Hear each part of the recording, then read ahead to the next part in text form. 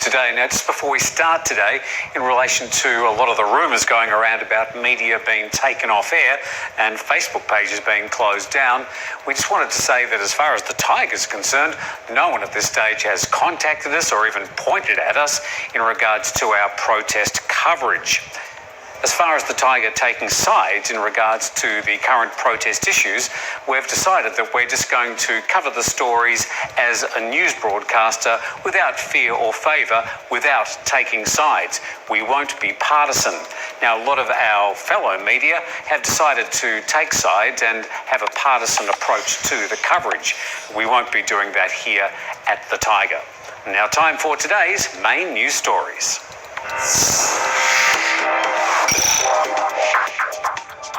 The Criminal Court has agreed to suspend Voice TV, saying that its coverage of the protest situation has violated the state of emergency.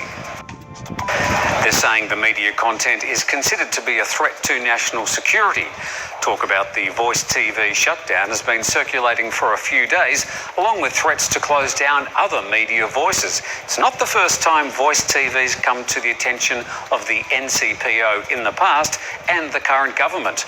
The Digital Ministry spokesperson said this morning that Voice TV will be suspended. The order applies to all of the company's online platforms, including social media accounts. They've also instructed the closure of The Standard, The Reporters, Voice TV, as we mentioned, PATTAYA and the Free Youth Movement's Facebook page. But for now, these other media platforms still seem to be online. Meanwhile, the Speaker of the Lower House of Parliament says there's been agreement for a special session of Parliament to discuss the current impasse. Xuan Li Pai has notified PM Prayut Chan-o-cha of the agreement to hold this special session in a bid to seek a political resolution to the conflict. In his letter to the PM, Xuan calls upon the Cabinet to back the declaration of a special session of Parliament.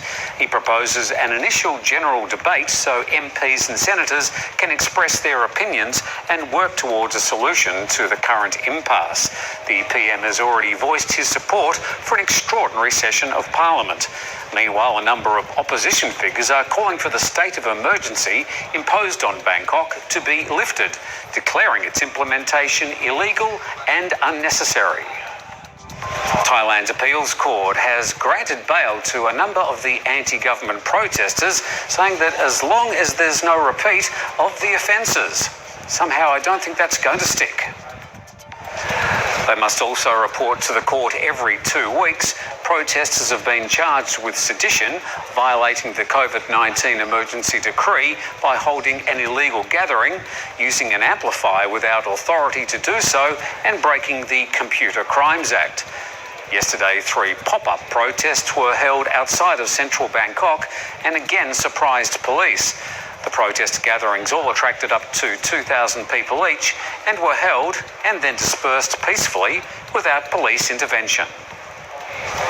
And the state of emergency enacted last Thursday morning carries some sweeping powers, some of them directed at the young, connected mobile generation. Police are warning that anyone taking a selfie at anti-government protests is risking 2 years in jail and a fine of up to 40,000 baht. The emergency decree is being invoked in everything from the arrest of protesters and their leaders to the threat of restrictions being slapped on media outlets whose reporting is deemed unfavourable. And just 41 tourists are expected to arrive at Suvarnabhumi Airport today, a small but significant step to restart Thailand's tourism, which has been closed for 7 months. The special tourist visa allows a 90-day stay that can be renewed twice, adding up to about 9 months in total. But the tourists departing from Shanghai, China, and arriving at Bangkok's Suvarnabhumi Airport today allegedly will only be in Thailand for 30 days. That includes their 14 days of quarantine. The flight arriving today was first going to have 120 to 150 tourists, but now it's down to just 41. We'll soon know if they actually arrived. Never before has the arrival of so few tourists kicked up such interest. And a herd of wild elephants running across a Chonburi road has caused a pickup truck to run into one of the elephants, injuring the elephant and his passenger. The man says he was heading to the province's Ban Angkradan district when a group of about 20 elephants ran out of the forest and cut in front of his truck. He says he couldn't stop in time and crashed into one of the elephants. The injured animal didn't stop and continued to run across the road, following the rest of the herd into the forest. Local officials are tracking the elephant's footprints to find the injured elephant and provide medical treatment. The 20-year-old passenger was rushed to hospital and is in a satisfactory condition. Well, that's some of the main stories from around Thailand today. Obviously, the protest news seems to be taking a lot of local interest as well as international media interest, and we'll do our best to try and provide all the latest information. But for now, don't forget to subscribe. That's good for us and gives you alerts. We'll see you tomorrow.